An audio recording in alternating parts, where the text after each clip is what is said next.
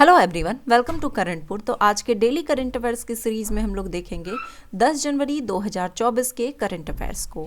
तो वीडियो में एंड तक बने रहें। अगर आप चैनल पर नए हैं तो चैनल को सब्सक्राइब जरूर कर लें, बेल आइकन को प्रेस कर लें ताकि वीडियो की नोटिफिकेशन आपको मिलती रहे। तो चलिए स्टार्ट करते हैं आज की वीडियो को। क्वेश्चन है पहला कि प्रवासी भारतीय दिवस किस तिथि को मनाया जाता है। आंसर है ऑप्शन बी 9 जनवरी को। महात्मा गांधी ने 9 जनवरी 1915 को दक्षिण अफ्रीका से भारत वापसी की थी और यहां आकर देश की आज़ादी में महत्वपूर्ण भूमिका निभाई थी। इसलिए गांधी जी के भारत आगमन की याद में 9 जनवरी को प्रवासी भारतीय दिवस के तौर पर मनाया जाता है। हाल ही में शेख हसीना 5वीं बार निम्नलिखित में से किस देश की प्रधानमंत्री चुनी गई। आंसर है ऑप्शन बी बांग्लादेश की। बांग्लादेश के राष्ट्रीय चुनावों में शानदार जीत दर्ज करने के बाद शेख हसीना 5वीं बार बांग्लादेश की प्रधानमंत्री चुनी गई है।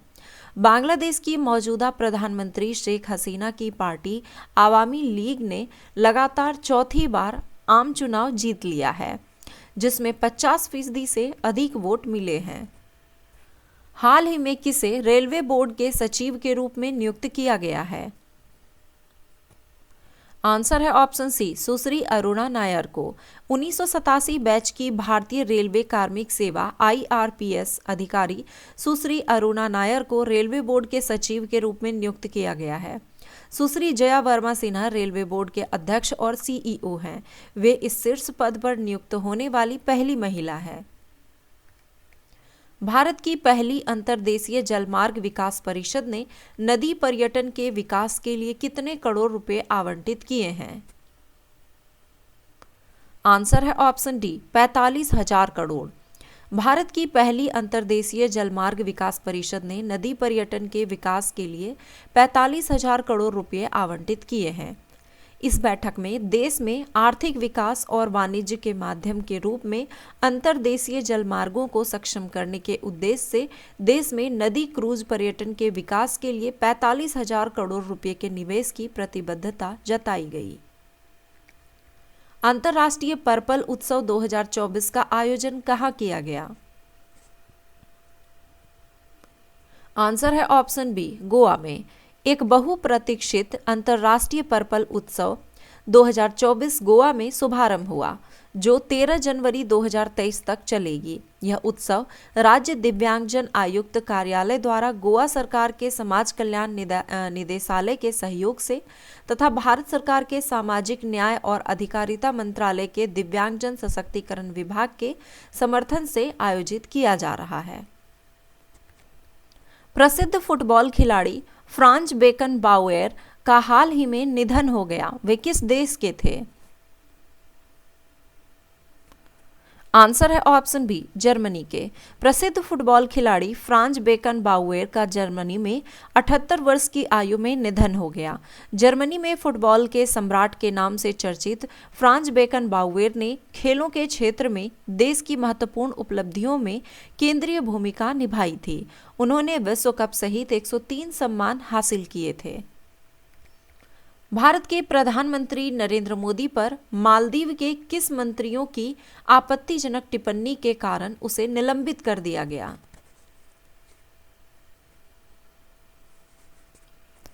आंसर है ऑप्शन डी उपयुक्त सभी। मालसा शरीफ, मरियम सियूना और महजूम माजिद।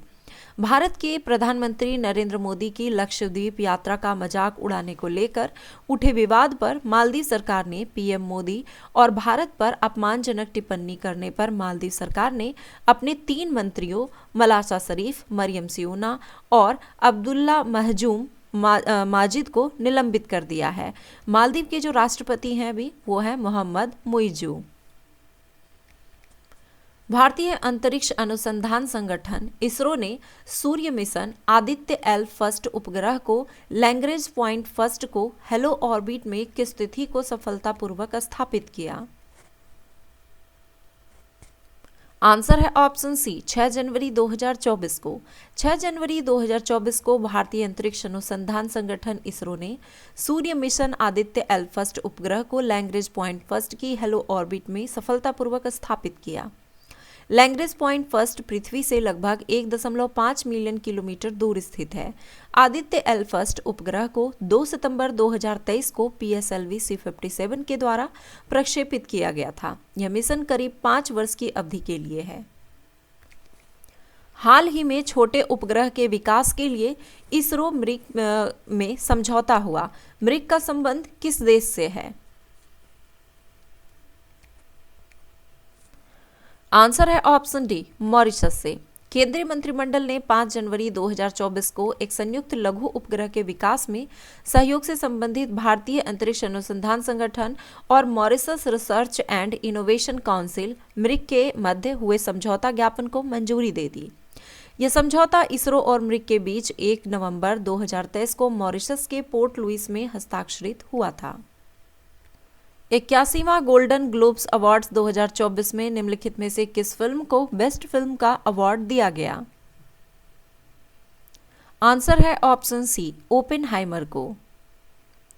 81वां गोल्डन ग्लोब्स अवार्ड समारोह आयोजन जनवरी 2024 को अमेरिका के कैलिफोर्निया में किया गया, जिसमें क्रिस्टोफर नोलन की फिल्म ओपेनहाइमर ने 5 अवार्ड जीते। गोल्डन ग्लोब पुरस्कार अमेरिकी और अंतर्राष्ट्रीय फिल्म और टेलीविजन दोनों में उत्कृष्टता के लिए दिए जाते हैं। गोल्डन ग्लोब्स 2024 में जो प्रमुख पुरस्कार विजेता हैं, उसमें सर्वश्रेष्ठ महिला अभिनेत्री का जो पुरस्कार दिया गया है, ये मोशन पिक्चर के लिए लिली ग्लैडस्टोन को। सर्वश्रेष्ठ अभिनेता का पुरस्कार मोशन पिक्चर एंड ड्रामा के लिए सिलियन मर्फी को। बेस्ट फिल्म का जो अवार्ड दिया गया ये ओपेनहाइमर को, और सर्वश्रेष्ठ निदेशक जो है ये है क्रिस्टोफर नोलन, ये भी ओपेनहाइमर के। 7 जनवरी 2024 को ब्रिस्बेन इंटरनेशनल के महिला वर्ग का खिताब किस टेनिस खिलाड़ी ने जीता? आंसर है इसका ऑप्शन ए, एलेना रैबाकिना ने। 7 जनवरी 2024 को ब्रिस्बेन इंटरनेशनल के महिला वर्ग में कजाकिस्तान की टेनिस खिलाड़ी एलेना रैबाकिना और पुरुषों के वर्ग में बुल्गारिया के ग्रिगोर दमित्रोव ने खिताब जीता। एलेना रैबाकिना ने शीर्ष वरीयता प्राप्त कर बेलारूस की आर्याना सबालेंका को 6-0, 6-3 से हराकर महिला वर्ग में ब्रिस्बेन इंटरनेशनल का खिताब जीता। केंद्रीय स्वास्थ्य एवं परिवार कल्याण मंत्री ने 7 जनवरी 2024 को कहा, देश की पहली स्वस्थ और स्वच्छ फूड स्ट्रीट प्रसादम का उद्घाटन किया? आंसर है ऑप्शन सी, उज्जैन मध्य प्रदेश में। केंद्रीय स्वास्थ्य एवं परिवार कल्याण मंत्री डॉक्टर मनसुख मांडविया ने 7 जनवरी 2024 को मध्य प्रदेश के उज्जैन में देश की पहली स्वस्थ और स्वच्छ फूड स्ट्रीट प्रसादम का उद्घाटन किया। प्रसादम पहल का उद्देश्य उज्जैन के पर्यटन आकर्षण को बढ़ाना और इसकी पाक कला विरासत को संरक्षित करना है। निम्नलिखित में से किस योजना को Indian school of business Hyderabad में आयोजित लोक नीति संवाद 2024 के दौरान नवाचार सैंडबॉक्स प्रस्तुति के लिए सर्वश्रेष्ठ नवाचार पुरस्कार प्रदान किया गया? आंसर है ऑप्शन डी, स्वामित्व योजना को। पंचायती राज मंत्रालय की स्वामित्व योजना को Indian school of business Hyderabad में आयोजित लोक नीति संवाद 2024 के दौरान नवाचार सैंडबॉक्स प्रस्तुति के लिए सर्वश्रेष्ठ नवाचार पुरस्कार प्रदान किया गया। जनवरी 2024 में कितने सांसदों को संसद रत्न से सम्मानित किए जाने की घोषणा की गई?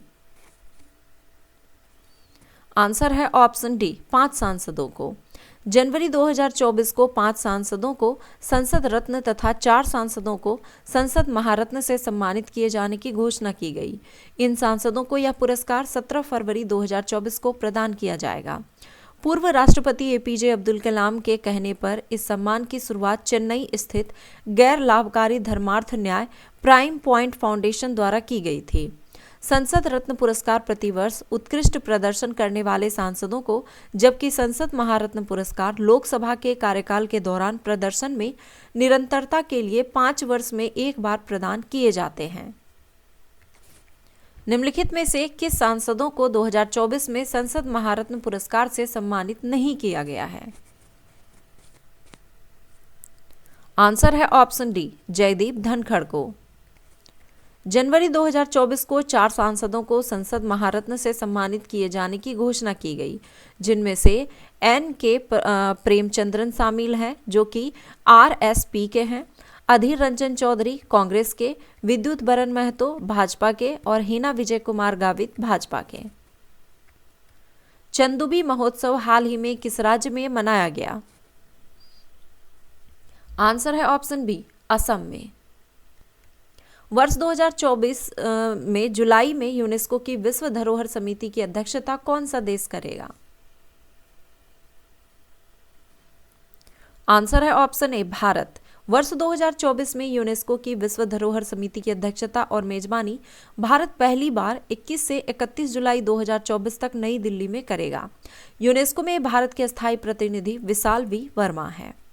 तो ये थे आज के करंट अफेयर्स। आई होप कि वीडियो पसंद आया होगा। वीडियो पसंद आया तो हमेशा की तरह लाइक जरूर करें, कमेंट करें और दोस्तों के साथ शेयर जरूर करें। धन्यवाद।